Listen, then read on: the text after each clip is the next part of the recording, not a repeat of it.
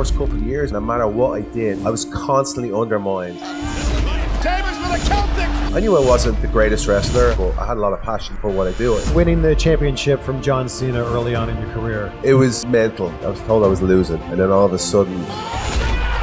Who's been the toughest workout that you've had to go through? The girls are the hardest. Ivy Nile put you through it. Ivy Nile, she's a f***ing lunatic. She had the flu in that episode. You put Mark Cuban through a table. I didn't even know who Mark Cuban was. All I heard was, just don't hurt him, he's a billionaire. Watching Shark Tank later, that's the fella I put through a table. I loved your match with Edge, being Edge's last WWE match. But we didn't know it was going to be his last. We talked about doing a feud, pitched an idea, but it didn't materialize. What is the origin of banger after banger? First of all, this is a really nice spot, huh? This is great. Not bad. No, it's not bad at all. I'm just across the river there in Jersey City. My wife's born and bred. Is there some Jersey City people here? Yeah. Got lean into it, lads. Don't just like. Are you from? Who's from Jersey here? There you go. My wife would be happy to hear that. You came out to my favorite version of your song. Who else loves Lobster Head? Yeah. Me included. I love it.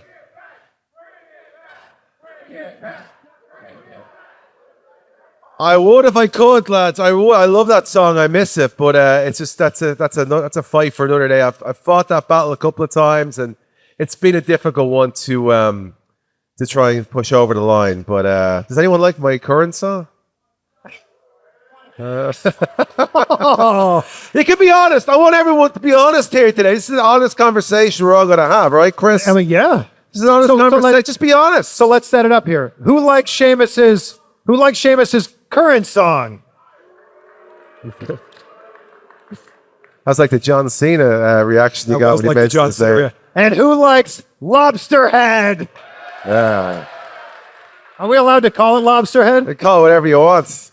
Too many limes. Too many limes. Love that. So many memes with that one, dude. So many memes. Did that happen immediately? As soon as the song came out, it was Shameful Thing, Lobster Head?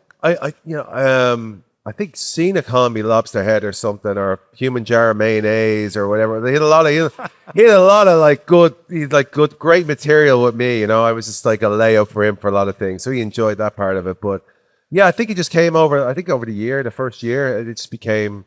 The memes were everywhere. Too many limes, Lobster Head. Yeah, I love that song. I really do. When Cena's going to say stuff like that, or anybody, do they run it by you first to say, hey, is it okay if I say this? No, I don't know. It was brand new. He's just like, he went to town. He gets like sink or swim with that guy. Like when I posted that you were going to be the live guest here for Insight Live, there were a lot of burger emojis. Like I feel like burger after burger is going to be a thing that follows you your entire career. Yeah, the old Drew McIntyre line. You know, can I ask everybody here, when you have many people here traveled abroad, a lot left the United States and gone like anywhere in the world outside of America? What is the first thing you put in your bag when you leave the country? Can I ask? Well, what is the thing? You got your luggage, your suitcase. But what's the thing you need more than anything when you leave the country? I think it's a passport. It's a passport, right? Someone needs to tell that bleeding big Scottish haggis that you need a passport when you leave the country to get back into the country, you know? Blaming everybody. You have to go with the people at the desk. It's their fault. Drew, you forgot your bleeding passports. What were you thinking? Yeah, how did he think he was going to get back? Yeah, sorry, Drew. I know you're a big, huge international star and you think that everybody knows you. You know, here's the story, right? When we were traveling together, right, we go into like the gas station, whatever, close to the show or whatever, stop, get some protein shakes. And he would go in, man, and he would he'd put the hoodie on and he'd that big black hoodie and he'd be circling around. I just walk in I think at this stage, I get noticed a lot because, red hair and the beard and all, but I just like, what are you doing, lad? Like, what are you hiding from? Like, there's like 6 people in the place, but he's all about, like, I just turn around and one of them go, is that WWE superstar Drew McIntyre over there at the fridge? I said, yeah, stop, will you? I'm like, dude, it's like, relax, you're not bleeding Tom Cruise, man. You know what I mean? As much as you want to be. Yeah, you can't really hide in a crowd. Like, You're very recognizable with the red beard. I am, yeah, I am. I used to think that was I used to think the red hair and all that. I used to hate it, you know, when I was a kid. I couldn't tan, couldn't go in the sun. Still can't to this day. But I used to hate it. But then, you know, it actually became very much my characteristic and made me very identifiable and helped me stand out from everybody else. You lived in Florida. How did you stay away from the sun? I didn't go out during the day. I didn't. Honestly, I didn't. You're a vampire. Yeah. Yeah. Huh? What? Vampires, yeah. You're redhead as well, yeah? Bit dark over there. Probably perfect place for us to stay. Oh, look at this guy. Come here. Come over here now. Look. Look at that. Look at that head of hair on this fella. What's your name? That's a lot of hair. James. Nice to meet you, James. Look at that, dude. Look at that. That beauty. That's a beautiful thing, man. That's a beautiful man right there. Look at that. Be ginger and proud, fella. Ginger and proud. Like ginger and proud. I'll with you. I'll two do the people chat chant, with you. yeah. No one else will, but I'll do it with you. James should do it too, though. You should do it with him, man. Don't leave him hanging. See, just standing up for you there. Sorry, go on. Apparently only 3 of you are ginger and proud. That's pretty much my life story. When you had the mohawk, how did you feel about the chants you were receiving? Do you guys remember the chants? Yeah. You don't remember the chants? The "You look stupid" chant? Sure, yeah. Don't, what? Listen, if you're going to start a chant, you have to have confidence in it. You can't just start it and then go 4 words in and then just stop. If you're going to commit to it, commit to it. Let me hear that again. You look stupid. There you go. There you go. You know, Chris, the great thing about that was, so I pissed the brass off on that one because I didn't ask for permission. I just did it, you know? And because I was just kind of like, I think I'd been off with an injury and I just kind of like felt stagnant. And I'd done that baby face run and the people had totally turned on me. And I was just like, I need something different and cool, right? So I did it, and I think Vince was pissed big time because I didn't tell him I was doing it, you know. But I did all the stuff with my beard and all the braids and everything. And I thought, man, I'm like, I look cool, dude. I look badass. You know what I mean? I look badass. I look like just like a bleeding ass kicker again. You know, I'm gonna go out there. I got out there. I think I attacked. It was Wade was out there, right? And I think Wade, Brian, yeah, the 3 of them were out there. I'm a badass, man. People are going to go, wow, this guy looks cool, you know what I mean? And I walked out, and then all of a sudden, some bollocks in the audience started a "You look stupid" chant, and that was it, dude. That was it. It just carried across the whole arena. I was like, this is not what I was expecting this to go. It was not the reaction I thought I was going to get, but it was great. You know, I lent into it, and it was class. It was fun. But is there truth to, like, if there's any reaction, then you're doing okay? I always said that. I think it's, if you're not getting any reaction, that's when you need to start worrying. Oh, thanks very much. Oh, what did we order? It's a tea Oh, okay, very nice. with a star on it or something. It does have a star. A specialty. Yeah. Well, where's the Guinness? I don't know. Where is the Guinness? But yeah, I think if you're not getting a reaction, that's when you gotta start worrying. I think the fact is that people hate you or love you. Once you get a reaction, that's what really matters. I firmly believe it. You get a negative reaction, a positive reaction, people are emotionally invested, and that's all about what we do. What's been the best pop that you've ever had in your career? Oh man, I think the reaction. If you talk about reaction, I think after the Clash of the Castle match with Gunther in Wales, it's incredible. What a match. That was, I didn't know I was a heel going into that match. I was a heel before that, and I didn't know what to expect from that. And I went over, and I really didn't know. Like, I didn't know how that was going to go, you know. And then at the end, it was incredible, man. I got goosebumps. I was probably the most emotional time in the ring that I've ever had in my whole career. It was incredible, unbelievable. You know what I mean? It was just like, I can't tell you like how much that meant to me. Why did it get you so emotional? So I think for the first part of my career, my career was kind of sullied a lot of stuff that I was, there was a lot of jealousy around how quickly I became WWE champion. Like when I came over here, this is all I ever wanted to do, right? I was a kid. And when I came over, I went FCW, and I just wanted I gave up a really good job, a life, everything behind, but I wanted to give this the best shot I could possibly give it. I knew I wasn't the greatest wrestler. I knew I wasn't the most technical or wasn't a high flyer, but I had a lot of passion for what I do. I still do it. In some ways, I feel like I got more passion now, And like Steve Kern was there, Dr. Tom, and when I went in, so I went in my first training day. I got off the plane, went in to FCW, jet lagged, and they had these things called man in the middle drills, and they had like 3 rings set up or 4 rings set up in this kind of warehouse. It was a Publix warehouse, and like it was like 110, 120 degrees in there, right? Florida in September, and we are like doing these. The guy would start in the middle, headlock takeover. Then the guy feed out, hip toss. So the guy in the middle would do all the work, but the guys in the corners, guy in each corner, they feed in, right? So then you just swap. But I had my first match, and I thought I knew a lot more than I did, and I got torn apart. Like they were like, you don't know what you're doing, your timing's off, what you're doing makes no sense, there's no psychology. So I got literally like from day one, man, I had the legs cut from under me. So, I just like, I'm not gonna let this happen again. So, I leaned in. Dr. Tom Pritchard was a very good mentor of mine. Started watching a lot of Stan Hansen stuff, which I think you can still see in a lot of my work, Bruiser Brody and all that. Very kind of like aggressive style. But I just wanted to learn. And, people, and then when I came on the main roster, obviously I became one of the fastest WWE champions of all time. This is a very long-winded answer. I do apologize. But I just wanted to let you set this tone. So, people went behind me, created stories about me that weren't true, undercut me, said I was kissing Hunter's arse, all that stuff for the workout buddy and all that.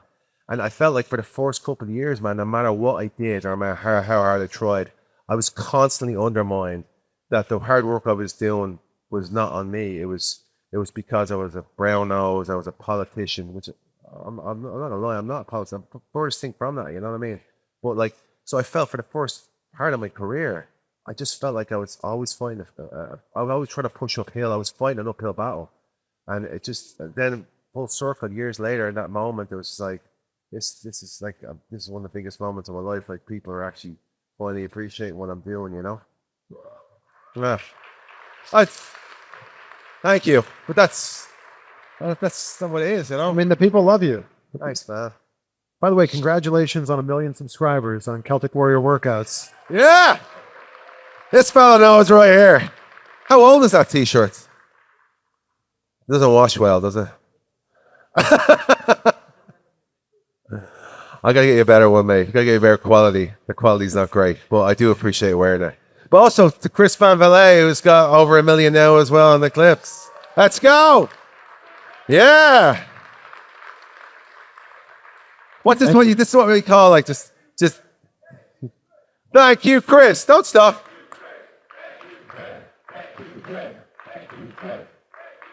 Thank you, guys. See, this is what you call like just putting each other over. Putting each other over. Just putting each other over. Who's been the toughest workout that you've had to go through? The girls are the hardest, man. The girls are the hardest. They kick my arse. Huh? Lyra, I almost killed Lyra, by the way. Did anyone see that clip of me trying to do the handstand against the wall? I almost killed that poor girl. What? Maxine, yeah. Oh my God, the yoga stuff. Jesus, man. I didn't know what was going on. I thought it was given. I'd actually know what childbirth is like now after doing that. Huh? Liv Morgan, the butt stuff. I bet that was your favorite, was it? Yeah. Is that on you? How many times a day do you watch that episode? Be honest. Be honest.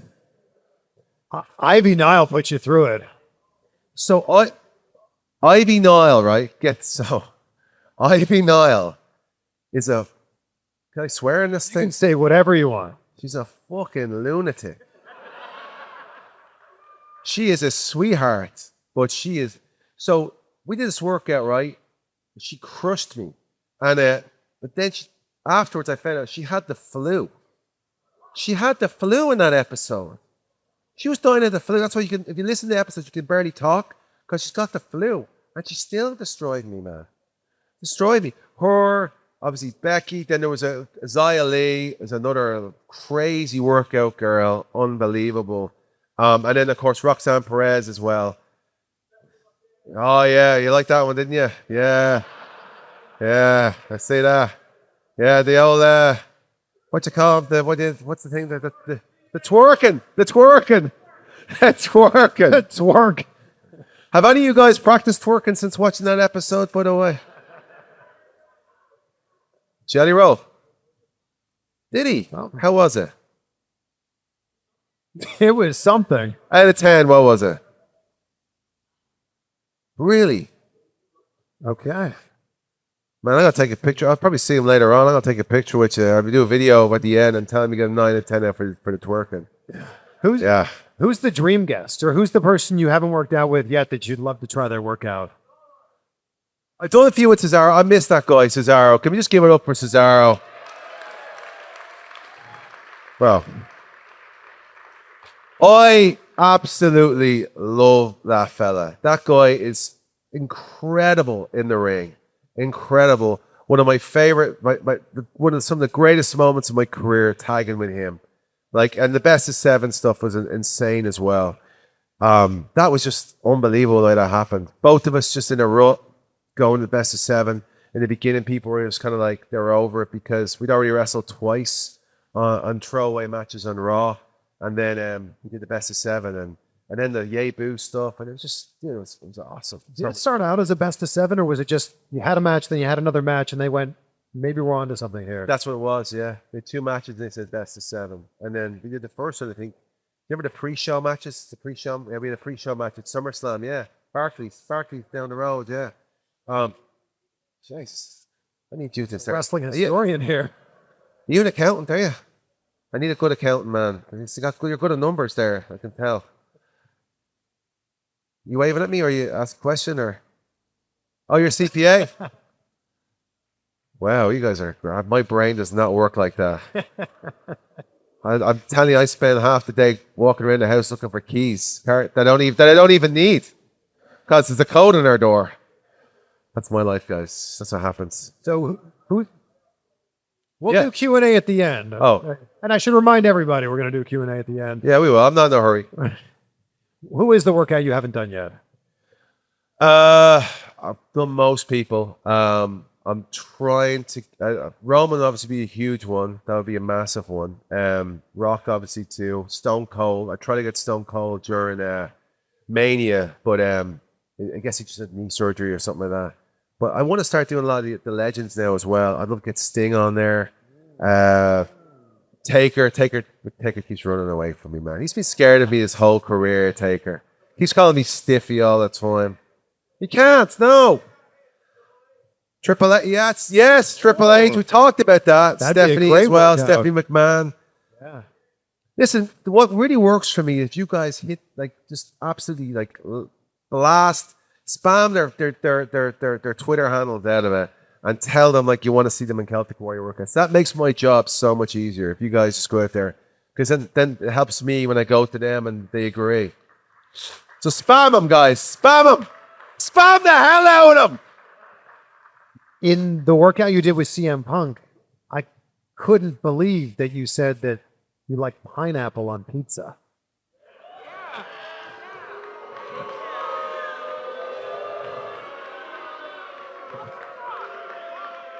I think you just turned heel. I think they're disagreeing with you.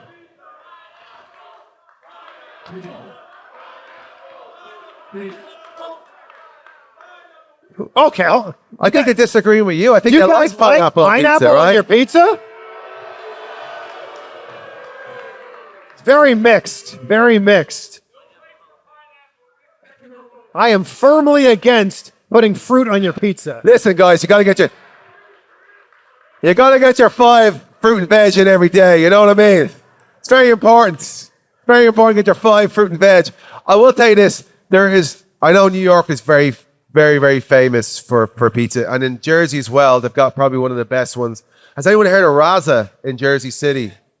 Yeah, Raza. If you guys go to Jersey City, a place called Raza, it's phenomenal. Meatballs, pizza's incredible. But in Nashville, there's a very famous pizza place called 5 Points Pizza. And it's a spicy Hawaiian it's on another level, man. It's great. But listen, if you don't like the pineapple, you can just pick it off, right? It's not glued on there. Or not order it, one way or the other. Don't order it, yeah. Save it for other people who really want to. A lot of people aren't aware of how much money they spend every month. Like, do you know how much money you spend every month on subscriptions? What about delivery or takeout? There's an app designed to help you manage your money better. Rocket Money is a personal finance app that helps you find and cancel your unwanted subscriptions, monitors your spending, and helps lower your bills so you can grow your savings. Rocket Money shows you all your expenses in one place, including subscriptions you forgot about. If you see a subscription that you no longer want, Rocket Money will help you cancel it. Rocket Money will even try to negotiate lower bills for you. The app automatically scans your bills to find opportunities to save, and then they go to work for you to get you a better deal. They'll even talk to customer service so you don't have to. Rocket Money's 5 million users have saved a total of $500 million in canceled subscriptions, with members saving up to $740 a year when they use all of the app's premium features. So cancel your unwanted subscriptions and reach your financial goals faster with Rocket Money. Go to rocketmoney.com/CVV. That's rocketmoney.com/CVV. You mentioned winning the championship from John Cena early on in your career. Walk us through what that day was like for you. So it was mental because I didn't know what was happening, right? So a quick story. I was on ECW. I just want to give a quick shout out to somebody here who was, again, there's been parts of my career which have just like stepping stones, like this part wouldn't happen with this. When I went to ECW, I had the honor and opportunity of working Goldust. Yeah. Man, it was, Dustin, it was awesome, dude. Like, we went in there and we beat the shit out of each other. And we just got into it, dude, and it was right away. That feud, fella, put me on the map right away.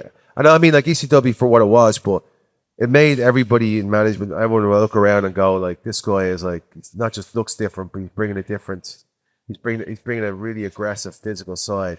And that Goldust feud for me is just, that's really up there as important to my career. Because if I hadn't had that, who knows what would have happened, Shaken, not stirred. So, that was huge for me, I forgot what I was going to say. What was I saying? So we go from there to the championship. Yeah, so before that, I went to Raw, and I had to wrestle Jamie Noble. And the first Jamie Noble match, Jamie's great, still there, still producer. But the first match we had, we thought it went well, And then all of a sudden, we get told I shit the bed. So the match was so bad. So that's when we had the second match where I powerbombed him on the floor. Yeah, man.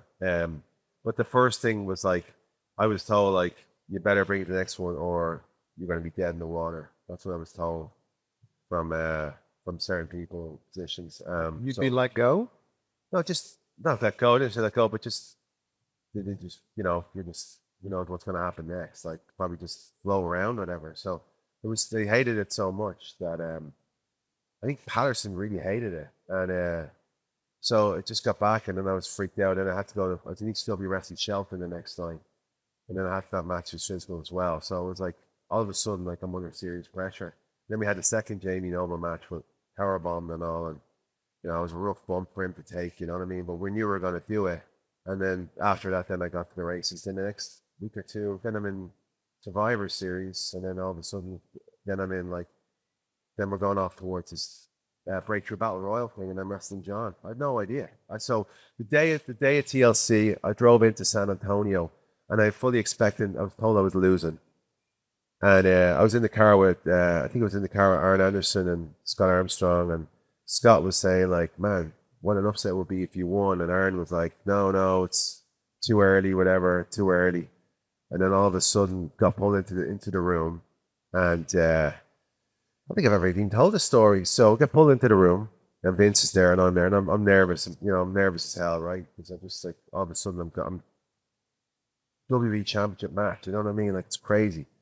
And Vince is like, turned around and me and John are there, and it's like, John, what if we, and John goes, put the kid over? And it's like, well, yeah, put the kid over. And Vince's like, yeah, no problem. And that was it. And he walked out, and I'm just sitting there, and going, what the fuck's happening? And then when we went out, and that was John, though. John right away, straight up, was like, let's do it. Let's pull it. It's going to be great.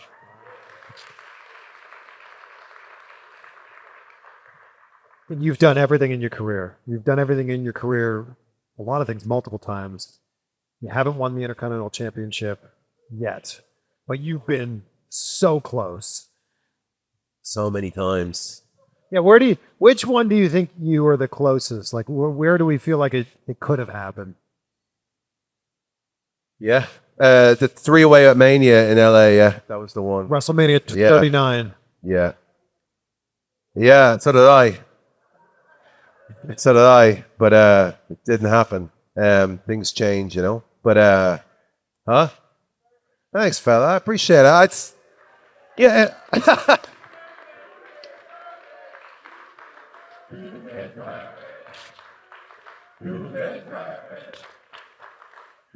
I appreciate that. I really appreciate it. It's funny.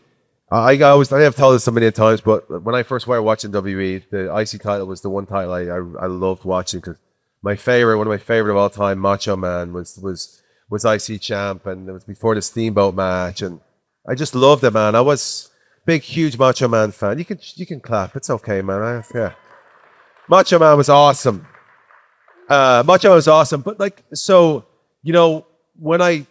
when I got hurt, the Edge match, I took a bad fall. No one's fault, by the way. Just that's what happens in the ring. My neck got messed up, and I was trying to come back, and I remember the plan was to come back at the Rumble that year, but when I went into the ring, I was bumping. I was getting stingers up my neck, right? So I was really worried. I thought that was going to be it, I thought it was going to be done, because I couldn't bump. I lay there for 5 seconds, 10 seconds. I thought it was over, you know what I mean? Because I've been battling with neck issues for a long time, and I've worked through it, and I thought that was it. But anyway, so the plan was I was going to go back to Rumble. That didn't happen, and then obviously the whole thing happened where Gunther's opponent opened up for Mania last year, and I was pushing really, really hard for that. I was so much so, I think I was told to stop tweeting about it and all that, you know what I mean? Because I felt I was like, if there's ever going to be someone to dethrone Gunther after the match we had at Wales, the match we had in SmackDown, and of course the three-way at Mania, I felt like this is the best story, you know what I mean? We've gone, the matches were classics. Everyone talks about them all the time. It'd be physical, it'd be a great end, you know what I mean? To the segue for him to go on to do bigger things. And I pushed and pushed and pushed, bro. I pushed for that match so hard. I was like, this is the hill I'm going to die on. But of course, because of what happened before on my neck, and they still weren't kind of sure, they didn't go that way. But I was like, man, in another reality, if something happened different in another reality, and I'd come back early in the Rumble, maybe that could have been the one. That's the one regret I have. That match, that was where I felt like it should have been me and him at Mania last year. It should have been. I just felt like the history we had, the battles that we had, and the physicality and the way we played it out, it would have been a great ending to that feud. Well, you told me during our last interview you just signed a new 5-year deal with WWE. Yeah. So you've got lots of time to make this happen. Yeah, I do. Yeah, hopefully do, man. But yeah. Listen, just for me, it was that story with Gunther. That's what it was. It was just that story that me and Gunther had, because in this business too, you can there's certain people that you can have amazing chemistry with, I felt like I had that chemistry with Daniel Bryan. I felt I had that type of chemistry with, Bryan, with some of breaking that glass ceiling. Brian, Cesaro, Drew. You know, there's certain people who have that amazing chemistry with in the ring, and I felt like with Gunther that was kind of like you just had that amazing. It was like lightning in a bottle. You know what I'm saying? Just right off the bat, people were glued into it, the physicality. When you won Money in the Bank, did you have any idea when the plan was to cash in? No idea. So when you did end up cashing in on Roman, was that just kind of like, all right, time seems right? Happened on the day again. That was the day of. Yeah, that wasn't the plan or anything. We were in Atlanta at the time, and then obviously Seth got hurt on the European tour with his knee, and then I'd won the Money in the Bank, and then they were obviously having that tournament. Then that was the final. I think it was Dean against Roman. So obviously it was like to prolong that kind of thing and make Roman really trying to earn that title, have to be so close to it and then get taken away from him. So that was again the same day in a room discussing it, and it happened like 2 hours because I had a match. We had a Survivor Series match where I think came into me versus 3 other guys. And I got power bombed a couple of times by Ryback, whatever. Was Ryback in that one? Does anyone know the counting there? Who was that? He wasn't that one, yeah. Ryback loves power bombing people, man. Powerbomb me anyway, and it'd be shoes, and then that was it. And then of course I came back at the end. That was awesome, dude. That was a great moment. People hated Mohawk Sheamus. They absolutely hated it. Like really, my mother called me crying when she saw the pictures of me with a mohawk on. Literally crying. What have you done to your hair? What have you done? No. Who said that? Get out of here right now. My wife wants to speak to you. Am I joking? It was a fun time. I had so much heat, man. Like I had so much heat as Mohawk Sheamus. People hated me. I interviewed you for the very first time as Mohawk Sheamus for Teenage Mutant Ninja Turtles 2. Yeah. Yeah, Jesus. I forgot I did that. That was such a fun role for you. It was great. You know, like I really feel like me and Gary Anthony Williams had great chemistry off the bat. When we first met, we went for a couple of drinks in the city because we did a lot of film in the city, and then we just bonded right away. And I think the chemistry shows. Because I think one thing people liked about that movie more was the Rocksteady Bebop characters. I was like really hoping they'd do a spin-off or something, but it wasn't to be. But it was so much fun doing that, man. It really was. There have been a lot of celebrity moments in WWE, and you have one of them. You put Mark Cuban through a table. I did. When you By the way, I didn't even know who Mark Cuban was. I'm serious. I didn't. I came home from Ireland a couple of years, right? So I don't know. I obviously now I'm more invested in American sports, right? So I watch basketball and watch American football and baseball and all. But like I didn't know anything about who Mark Cuban was. So all I heard was like, "Here, this fella has had a vasectomy. Be careful you don't put him through a table. He doesn't know." I'm like, who is this guy? Just don't hurt him. He's a billionaire. And I was like, okay, all right, Grant. And yeah, that was the story there. I didn't know, man. I didn't know who he was. And then there's a whole thing about that, by the way. When he shoved me to the ground, some of the producers were mad. They were like, you shouldn't be shoving Sheamus to the ground. But like, that came from the top. So when he did that and all, I got up and then I put him to the table. It was a fun segment. But I had no idea who this guy was. I'm serious. I didn't know. Could have been you. You just tell him, tuck your head, and you'll be fine. Yeah. What I did was to protect him. I held him like I had him like hooked in tight, and I went in, so his head was over here, and I took the full brunt of it. Yeah. It's funny that you didn't know who he was. I didn't know who he was. I had no idea. And then I'm like watching Shark Tank later. I go, that's the fella I put through a table. I'm not making that up. Do you know, here's another one, right? Nikki Bella got really mad at me one time. We're in FCW, and Nikki Bella comes in, and there's this lad walked in, right? He's a baseball player for the Yankees. So it's a baseball player from the Yankees. Okay, grand. I'm probably in the country about 8 months, and we're standing in the facility, right, in the drink, and she goes, this guy, oh, hey, it's my friend. And I said, hey, I'm Sheamus. He goes, oh, nice to meet you. I said, you are? And he goes, Derek. Oh, nice to meet you, Derek. Nice to meet you, Derek. Very nice to meet you. So he walks off, comes up to me, she goes, oh my God, Sheamus. Oh my God. Why did you do that? I said, do what? She goes, why did you say, what's your name? because that's what you do when you meet someone for the first time. You ask them what your name is. And she goes, I said, that's Derek Jeter from the Yankees. And I said, all right, yeah, Grant. Cool. Okay. How am I supposed to know that? Like, cause so she was furious with me. Because she said I made her look stupid. I didn't know this lad. I didn't know who he was. I didn't know anything about baseball. I saw a Babe Ruth movie when I was 12 with John Goodman. That was basically it. And Field of Dreams with Kevin Costner. I saw that one as well. But, you know what I mean? Get lashed out for no reason. You mentioned his name earlier, and I loved your match with Edge. Nice, man. Thank you. And for me being Canadian, for me being from Toronto, that meant even more to me. Like Edge is somebody that I grew up watching, and that was in the arena that I went to as a kid to watch Leaf games. How did you get bestowed the honor of being Edge's last WWE match? It was a huge honor for me. So we try to tell the story in a promo, but I met Edge when I was working as a bouncer in a club called Liddy's Bordello, right? They came in for a show, I think it was 02, just before I went to the Monster Factory.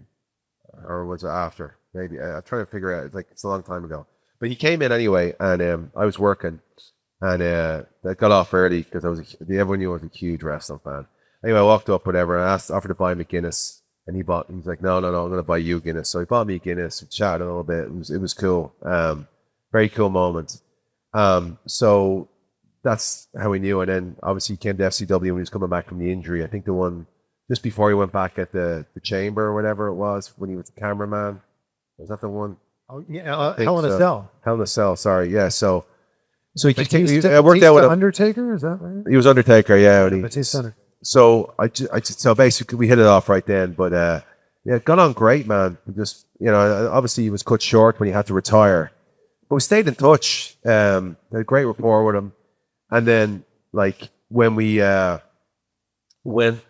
I was doing the channel and he was off, I just wanted him on the channel. I was like, can I come up and do the channel? And he was like, cool. He just wanted to get in shape, so we got in shape, and then we did 2 days of workouts. We did the physical workout in this awesome gym that him and Beth have.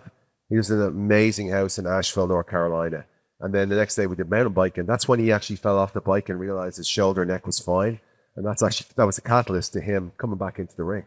It's crazy, right? That's crazy. I had the footage on. We had GoPros on, right? I had a GoPro on. He had a GoPro. I had the GoPro on behind him. And he just took off, showing off, right? I was trying not to follow my ass because I was like, I've been on a bike in years. So I'm trying to follow him, and I got the clip of him going over and landing, and he felt his neck was fine. Because he did a lot of the part about it is you go, are you all right? And he goes, yes.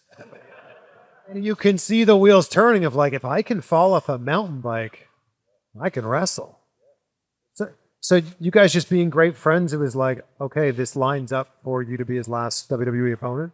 Yeah, but we didn't know it was going to be his last WWE opponent. I didn't know anyway. And the thing was, we talked about doing a feud, because he wanted to, he was here on his own terms. The way he saw it was, he's here an extended time. And he, every match, every show is a blessing, right? That's like when you're retired and you get second chance, that's kind of where you're at. I was kind of at the same thing with my neck. Like, it's like when I got the ablation done, I came back. Like, that's why I go out there. Every match is a blessing, fella. Every time I go out there is a blessing for me to do that. You know what I mean? Because I thought I was dead and buried with my career. I would have been okay. If that was the case, that's fine. But when you have that chance, you want to do it. So he said he wanted to wrestle me because he wanted to put on a match with me. It was something he wanted to do. We'd never wrestled before in a singles match. So we pitched an idea for a storyline, but it didn't materialize, didn't happen. And I think the match in Toronto was coming up, the last of his current scheduled matches. And then I guess it just came around I got the phone call to do it, and I was like, let's do it. We had like a couple of promos or something before. And we tore it up. It was awesome, man. Such a great time. An absolute banger of a match. Thanks, fella. That's easy with him. Easy. That makes me think, what is the origin of banger after banger after banger? Don't stop there. Come on. Maybe you got a banger after banger After banger. After banger. After banger. After. Yeah. Thank you. That's it. That's me. That's me in a nutshell, man. That's it. Like this. That's what I don't do. But I don't go out there. I try and go out there. I don't care if it's a Raw. I don't care if it's SmackDown. But I go out there and I want to treat it whatever time I have as a WrestleMania moment. I want to go out there and put the best match I can on because that's who I am. That's as an Irish lad growing up, an opportunity to do this. I can't leave that ring knowing I haven't given me heart and soul, blood, sweat, and tears for every moment I'm out there.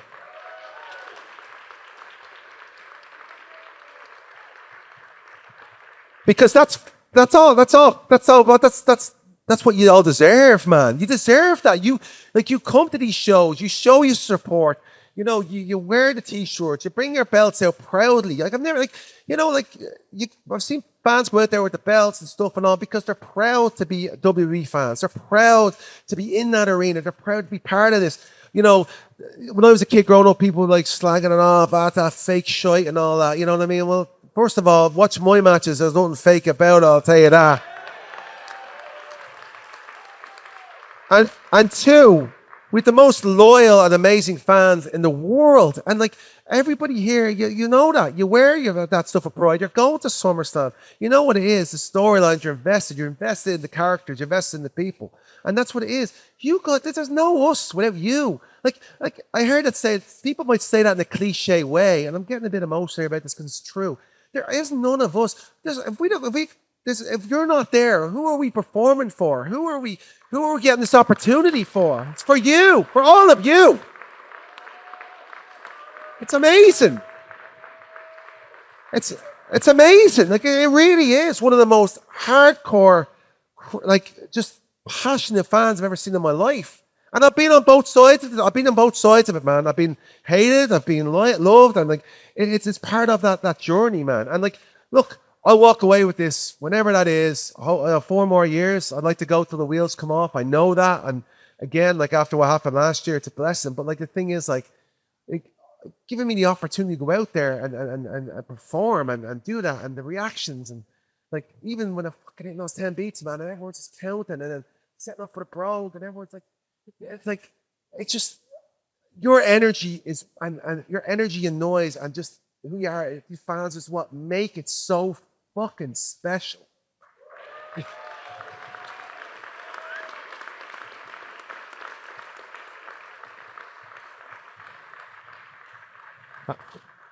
I love the passion. I love it so much.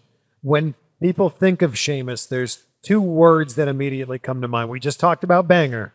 The other one you've said a bunch of times already tonight. Ginger bastards. No, is that not the one? No? I think a lot of people in here have called 1-800-FELLA. What do you remember from filming those spots? I remember that being the end of my babyface run. I could see it happening. I could see it happening, man. And I was just like, bro. I was bro kicking trees. I don't know who came up with that idea, dude. I don't know who came up with that idea. I know, like, Vince is really excited about it. This is great. This is going to make you a super baby face. I'm like, no, it's not. No, it's not. No, it's not. You help some choking guy. You help someone with the hiccups. I bro kicked a tree and got a cat out of a tree at one stage. What else did I do? There was a hiccup thing. A guy was choking at dinner. Yeah, I did the bro kick thing. And then, so the tree, the hiccups. What else was there? Was there a phone box or something? I don't know, man. I don't know. I think I blocked that out of my memory. That's PTSD as well. That is a lot of PTSD. I remember watching them I remember being at Raw. I was just watching them going, oh my God, how is this? I'm like looking at the crowd. One thing that John Cena always does. Very smart, actually. You learn a lot from him. But like before the show starts, he sits in Gorilla area. Outside Gorilla, there's like a table with a monitor, right? So you can see the show, so Gorilla doesn't get too crowded. And he sits in the chair. He sits in the chair and he looks as people pile in. Like, so it's a hard camera, right? So you guys know where the hard camera. So if you go down the ramp, the hard camera's on the right, and it films the ring, but it films, you get a lot of people behind it, right? So he'll sit there and he'll watch like who's coming sitting in the front row. He'll watch the t-shirts they're wearing. He'll watch the first match and see how they react. And so he's already figuring out what's working and what's not working on the show. That's who he is, man. He's dialed in all the time. So I did the same thing with the kind of 1-800 thing, and now it's just like,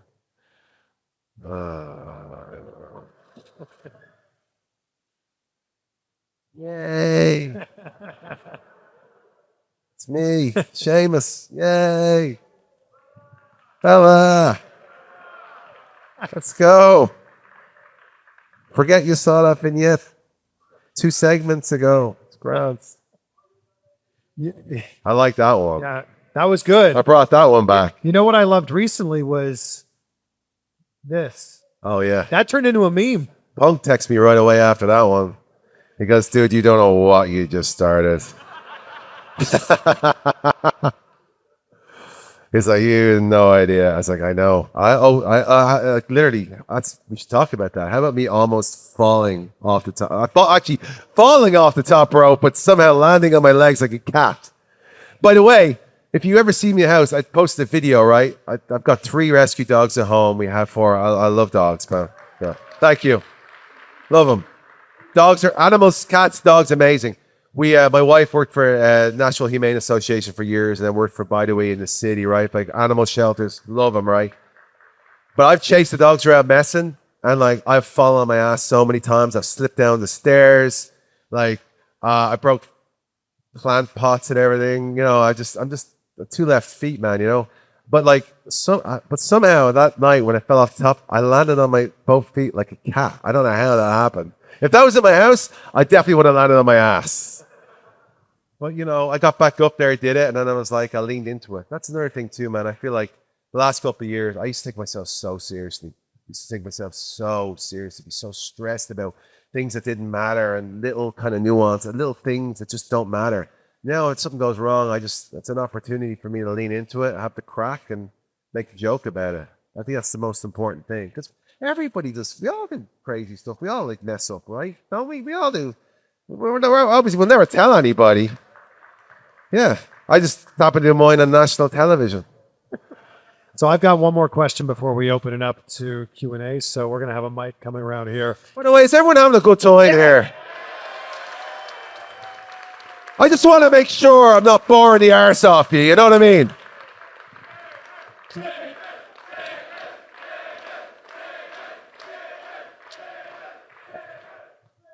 Thank you, guys. Chris here broke his piggyback open to pay me the $20 for this appearance. So, you know, I want to make sure he's getting his $20 worth out of me. You know? CVV! Is $20 what you pay everyone, or is that just me? Usually it's 10, so oh, wow. Double for the live crowd. Yeah. I think this is, what are these, the Starbucks out? Are these actually $20? Yeah, I think I broke even on the Starbucks. I'm going to ask you the question I asked you at the end of our last interview. I asked this of everybody at the end of the conversation. What are 3 things, Sheamus, that you're grateful for right now? Because gratitude is such a huge part of my life.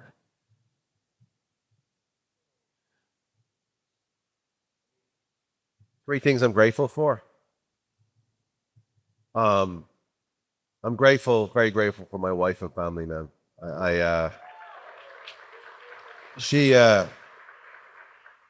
Wife's been amazing, dude. She's like a rock, dude. She's always there for me when I need her. She also never lets me get a big head. She's very quick to like put me in my place. You know what I mean? So I never get carried away. And my family, of course, in Ireland, and who my sister's over here for a month. She's a school teacher. She's been spending the month with them. So amazing. And my other family back home, my sister, my nephew and niece, my dad, my mom, my stepmom. Just unbelievable. I miss them so much because I'm not there all the time, but they're amazing. That's definitely the first thing. The second thing I'm very grateful for is grateful for a lot of things, man. 3 really buckets. But the second thing I'm really grateful for, obviously, is the fact I get to do this again when I thought it was all over about a year and a half ago.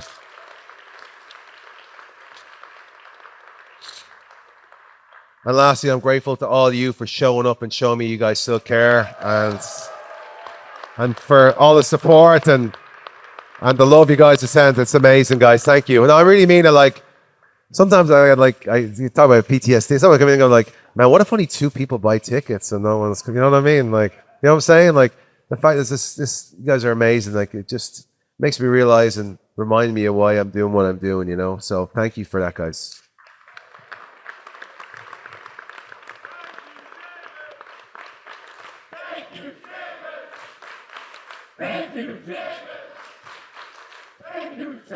Thank you, man. Thank all of you. I should be thanking you. I should be thanking you because you guys have given me the platform, man. I really should be thanking all of you because you guys have given us the platform. Getting a great night's sleep is one of life's finest luxuries. You gotta check out Miracle Made's bed sheets. They're inspired by NASA and they have silver infused fabrics that are temperature regulating so you can sleep at the perfect temperature all night long. Also, say goodbye to those gross odors. Because they're infused with silver, they prevent up to 99.7% of bacterial growth, so that means you get fresher sheets up to 3 times longer. Miracle sheets are so comfortable without the high price tag of other luxury brands, and they feel just as good as sheets you'd have in a 5-star hotel. If you've tried everything else, try Miracle. Upgrade your sleep this year by going to trymiracle.com/CVV. And whether you're buying them for yourself or you're buying them as a gift for a loved one, you're already gonna save over 40% if you order today.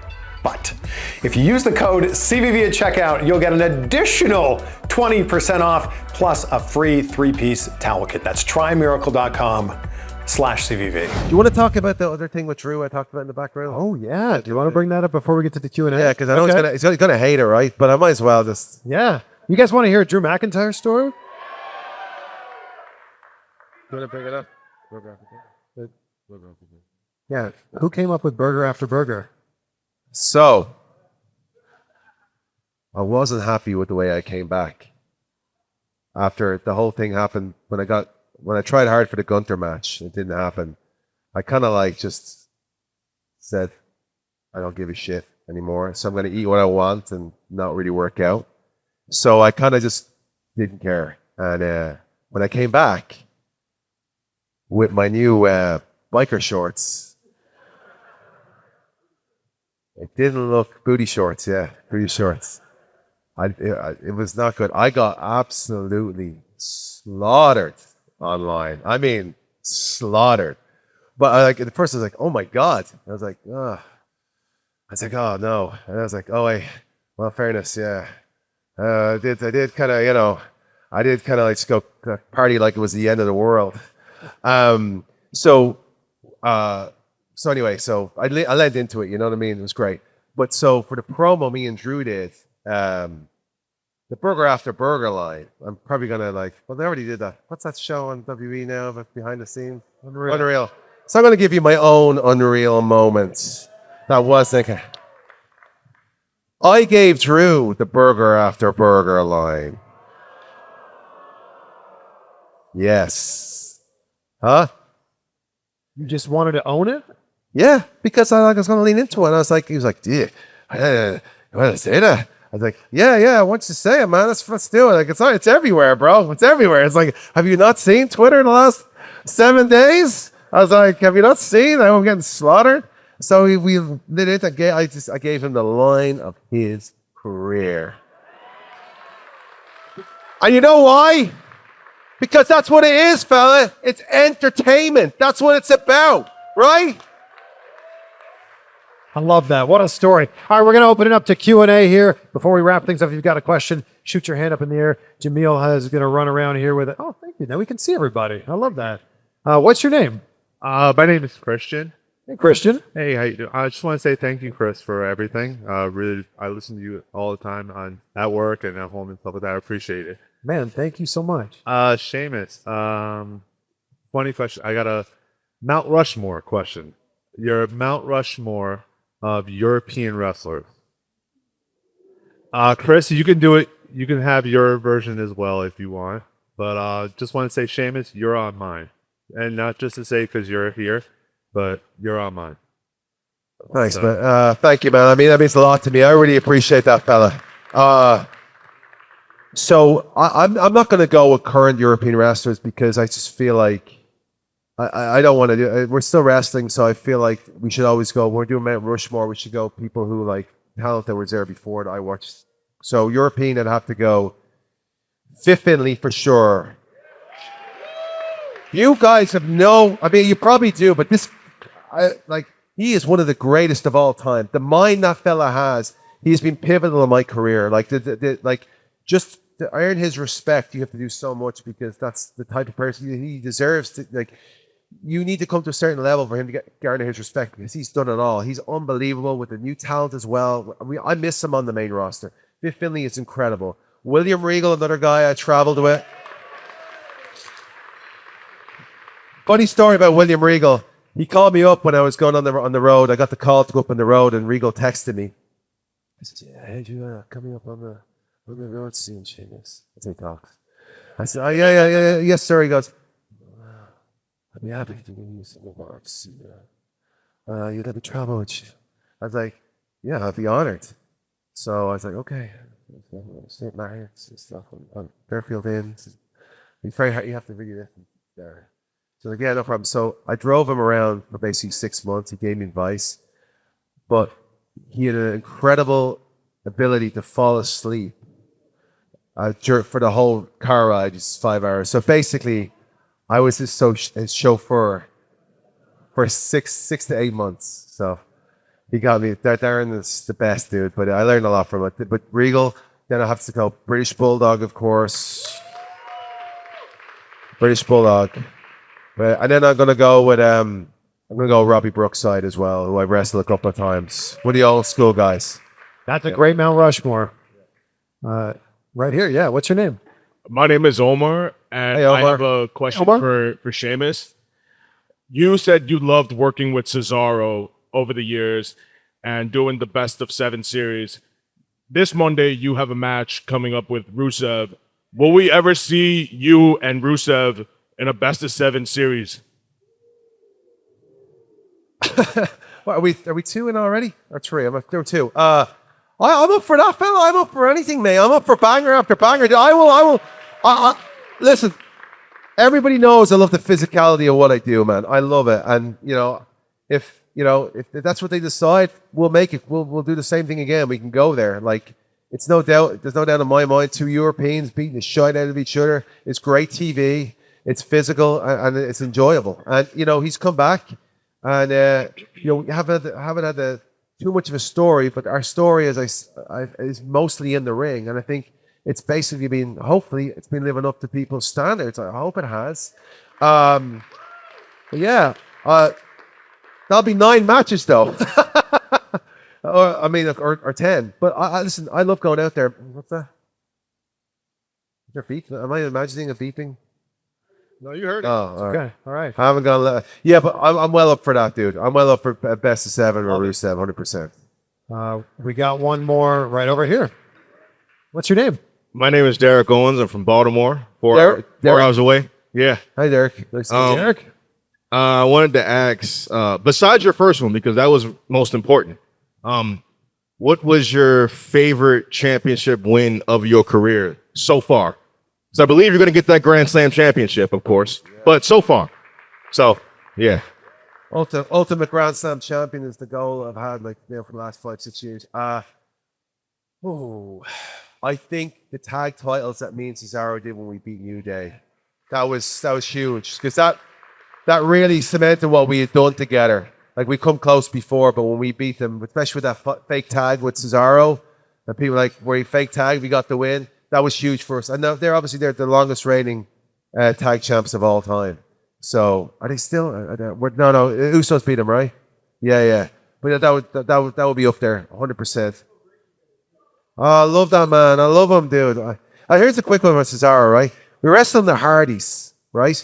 And are we okay in time? Yeah, I think 2 more questions. Okay, we're okay in time though. Are they kicking us out? Is there a curfew or something? Is anybody going to SmackDown tonight? Okay. Oh, okay. Are you going to see Sheamus at SmackDown tonight? Yeah. Dark match specialist. So we had the match with the Hardys. It was the one where, what's the Iron Man match, right? Payback. Oh, that's, my God. Are you sure you don't want to get a job at WWE?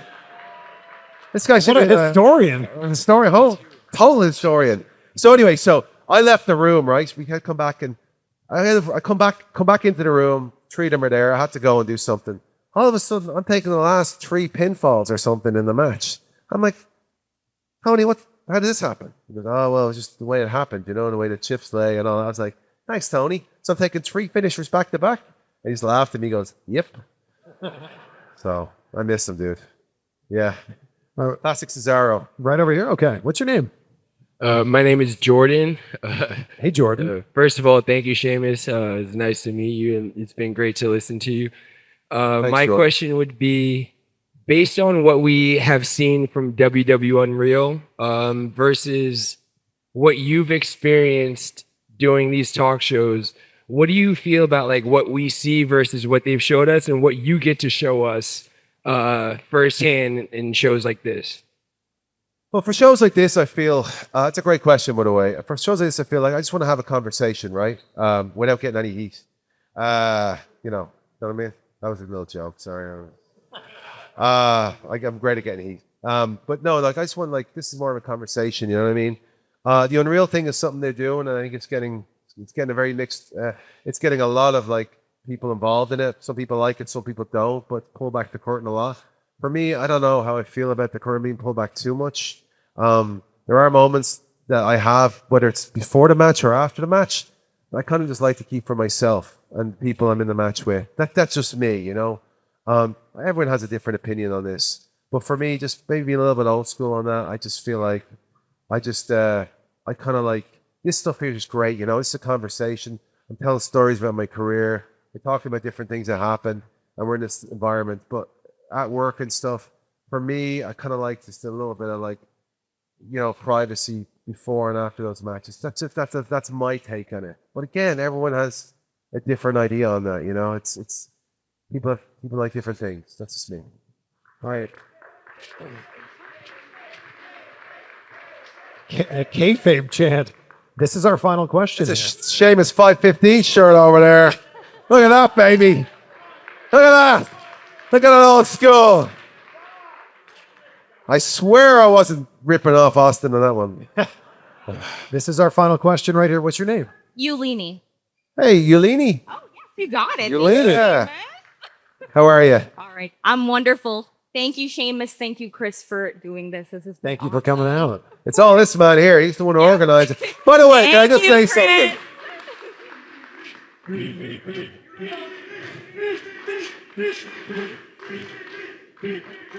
Can I just say something about this fella? No one has a bad word to say about this man at all. Everyone jumps the chance to do interviews with him. Seriously. Yeah. Yeah.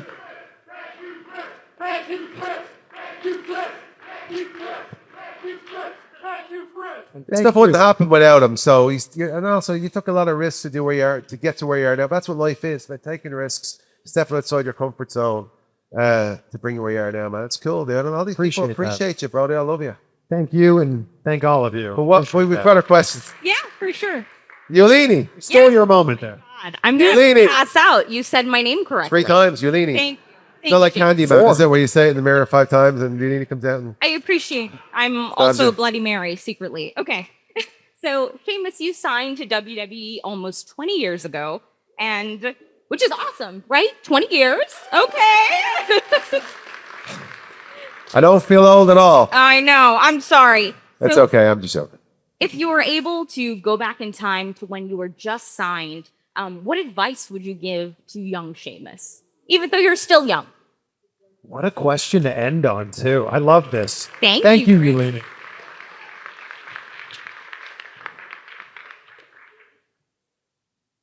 That's a great question. I just know if I went back in time and told myself I was too stubborn to listen to anything, so I probably wouldn't even take my own advice. I would just say that stop taking yourself too seriously. Stop getting stressed out about things that don't matter. Enjoy the moments. Enjoy all the moments. Like be in the moment. Enjoy every day, every opportunity, and every experience that comes towards you. Because and this is great advice for anyone who wants to do anything at all outside the ordinary, whatever. We tend to be so caught up in not messing up and doing the wrong thing that we're never in the moment. You know what I mean? Like, so we're never like experience what's happening in front of us. And I see it too with a lot of the new talent that comes up from NXT or whatever. They're nervous, and it's human nature to be nervous. It's normal, but like they're not really enjoying the experience of being in that ring. They're just trying to get through without messing up, and through without making mistakes. But anyone like good advice is just cherish it all, because you just never know when that's the last or not. You know, and like even when I won my first WWE title, I'm just so like that match is a blur. The match with Hunter at Mania 26 is a blur, because I was just so like, don't mess up, don't make any mistakes, don't like, you know what I mean, don't F up. Like, it's like I the whole thing is a blur. So be in the moment, enjoy everything that happens, cherish it, because it'll only come around once. You know. That's such great advice. What an amazing story. What a night here tonight. Thank you guys so much for being here and enjoying Insight Live with us. Thank you guys. Give it up one last time for the future Hall of Famer, Sheamus.